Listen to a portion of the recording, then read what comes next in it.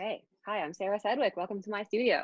This is Introduction to Oil Painting via Oregon Art Supply and Zoom. It's June 2020. I'm here with 11 beautiful students from all over the country and locally here to me in Eugene, Oregon as well. And I'm about to show a little slideshow with some background about myself and some general things about painting. So I'm going to share my screen, everybody. So you're going to be seeing my screen. Okay, so we've already gone over introductions. I'm Sarah Sedwick. This is what you would see if you went and visited my website. And I've given this slideshow presentation a few times, maybe a half a dozen times in the past in different venues. And I like to start with this one because it tends to get everyone's attention. I call it my resting artist's face.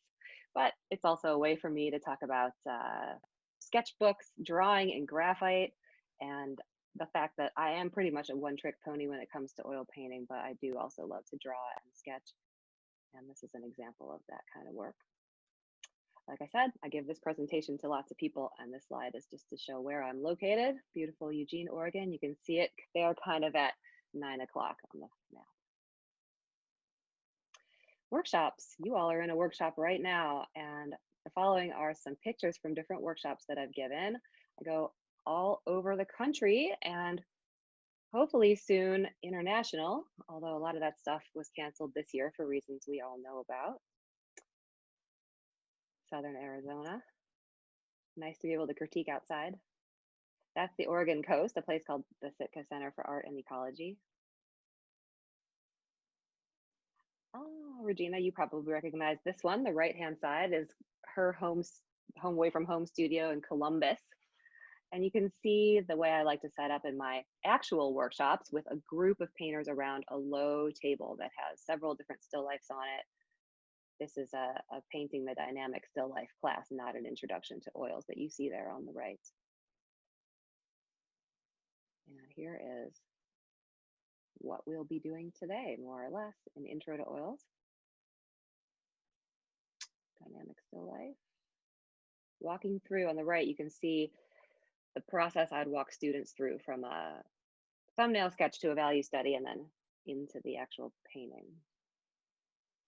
Oil painting boot camp is the one Eduardo just took with me 2 weeks ago, and that's a really fun workshop that focuses on a palette made up of 3 colors and white, like the one you see on the left, and that's what we're using today for introduction to oils. It's a great way to paint, and I do it all the time. And I also teach portrait painting, and I use a 3-color and white palette to mix the flesh tones for that workshop too, and we always have live models. The picture on the left is probably striking fear into the hearts of social distancers. There was 12 students plus me plus a model in a room that's probably the size of my living room. Yikes. Okay, so a little bit about me. Here I am in my very first studio. I grew up in Cleveland, Ohio in the 80s, and here's some of my early work. You can see my enormous signature. I think my ego was just raging in the 80s. There in the sky, all caps. This is a piece of art that I made in high school, and it's one of the only acrylic paintings by me that is in existence. But I was lucky enough to get to take some great young artist classes at the Cleveland Institute of Art. And this painting is in the collection of my father. That's why it's so beautifully framed. I went to art school at Maryland Institute College of Art in Baltimore, and I was an illustration major. And it's kind of funny, you know, if you look around at the representational painters that are about my age, you'll find a lot of people who were illustration majors and then moved over to the fine art side. And the reason that they were able to do that, and the reason that they work representationally, is that the illustration department at an art school is one of the few places within that art school where painting stuff to look like stuff is still important. For example, the biggest department at MICA was called GFA, and that stands for General Fine Arts, and we called it generally effing around, because those people could get the same 4-year bachelor's degree that I have doing things like performance art or making dresses out of lollipop wrappers, which is super cool thing to do, but it's not what I wanted to learn. So this is an example of an assignment I would have done for illustration. It was illustrate a still life. And what we were doing was working from photo reference a lot. That was what we were being taught to do as illustrators. And take your own photo reference, set it up the way you want it, light it the way you want it, take the pictures and then work from them. And this painting shows a lot of the common mistakes that people make when they're working from photos. I do understand that a lot of people want to work from photos and that some of you are going to be doing that today, and that's totally fine. But there are things that we can do to help ourselves make better paintings from photos. And working from life teaches us what those things are. So the common mistakes that you can see me making here are many of my edges are uniformly crisp. The shadows are really dense and dark. And the camera does that.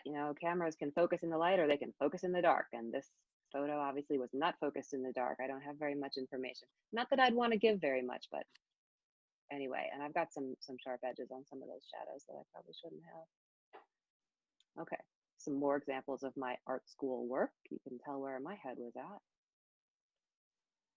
One on the left is from life, the one on the right is from a photo. Can you tell the difference? I don't know. I think the one on the left's a little more lively and fun. There's me on my college graduation day. Very cute. They had us wear berets, right? Okay, so I get out of art school, and then what happened? I sort of had what I call my quarter life crisis and stopped painting for several years. And that was kind of sad. And there was even a time where I thought, okay, well, maybe that's over. And that happens to us, we lose momentum. And the longer we go without painting, drawing, being involved in our art practice, the harder it is to get back into it. And makes me really happy today to work with people who are coming back to that kind of regular presence of art in their lives. It's really been important to me. And so I discovered around 12 years ago a movement called daily painting. And for those of you who haven't heard of daily painting, it's a movement that got started maybe 15 years ago through artists with blogs. And these are 3 examples of my favorite daily painters. And so I just jumped on the bandwagon and started doing it, and started my blog in February 2008. This is the very first blog post that I ever made. And my blog still looks like this today. My parents really enjoy reading it, but blogs really aren't a thing anymore. So everything's moved into social media now. Here are a few paintings from the first year that I did daily painting. And I mean, I really did try to crank one out a day. I probably made, I don't know. No, it was more like probably 200 a year. It wasn't daily.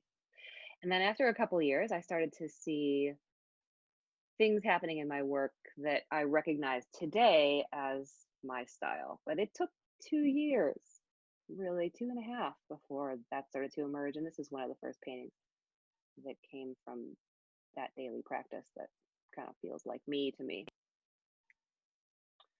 So we're going to go through time, and you're going to see that I'm working a little bit bigger as we move through the years. This is 6x6, which is a pretty standard daily painting size, but then we have 8x8.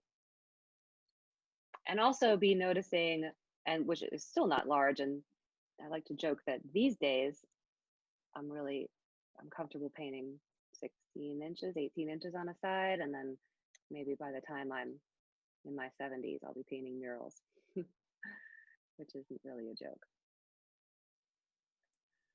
Notice the different kinds of still lifes.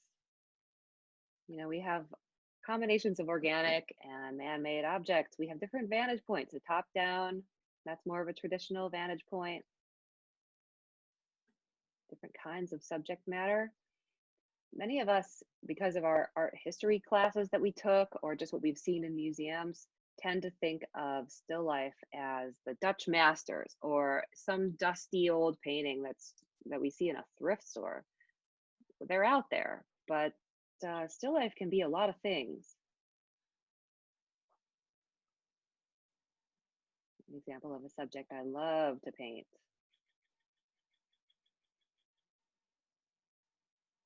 Cutting things up is always a good way to get a new experience with those things. I mean, if I get bored of painting lemons, I just cut them up and I get a whole new problem. Different kinds of foods, things that you might not think of as good painting subjects. That cream was super fun to paint.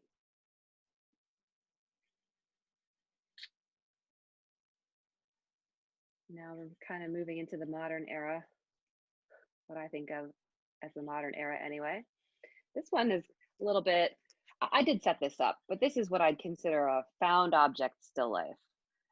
You know, something that feels more like an interior scene or something you'd just stumble across in your kitchen. Plein air in the kitchen, plein air in the outside.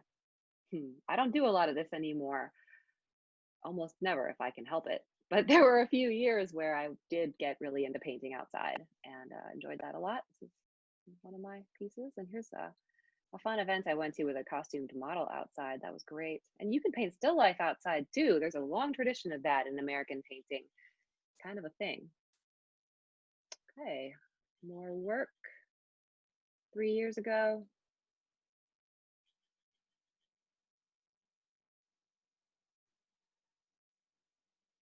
Kind of went through a ribbon phase. And here we have a black and white value study. So we're going to be painting in black and white today. It's one of my favorite ways to paint, and it really gets us to the fundamentals.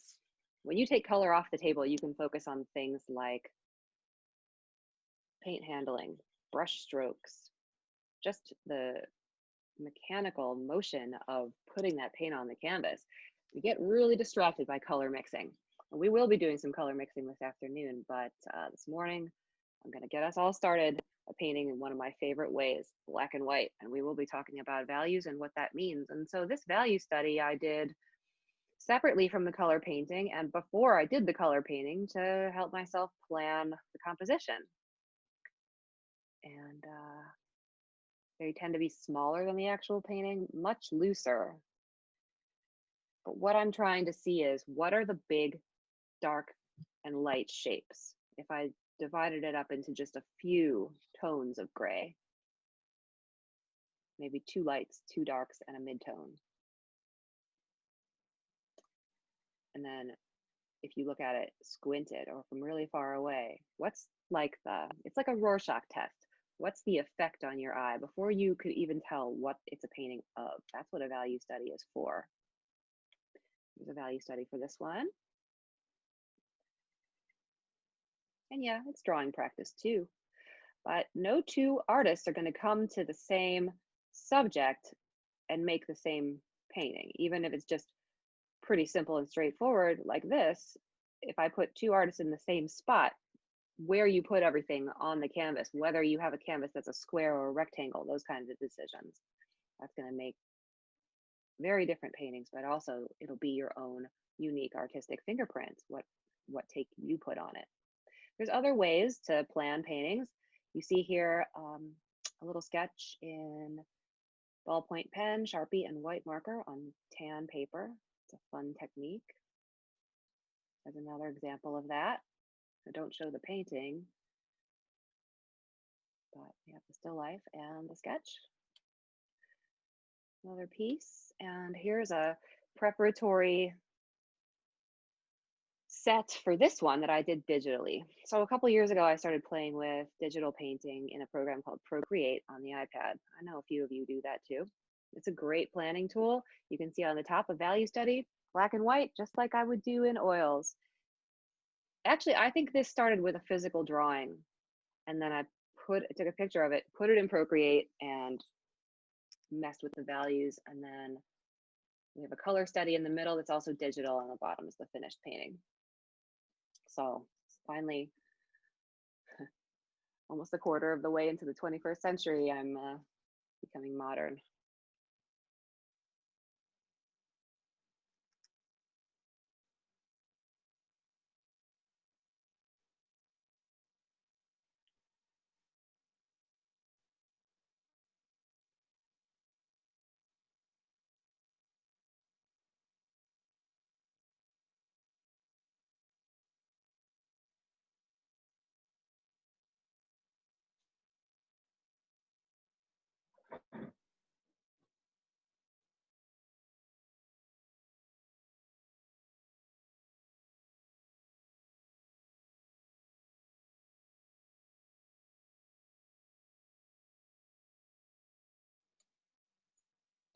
Okay, we have work from last year.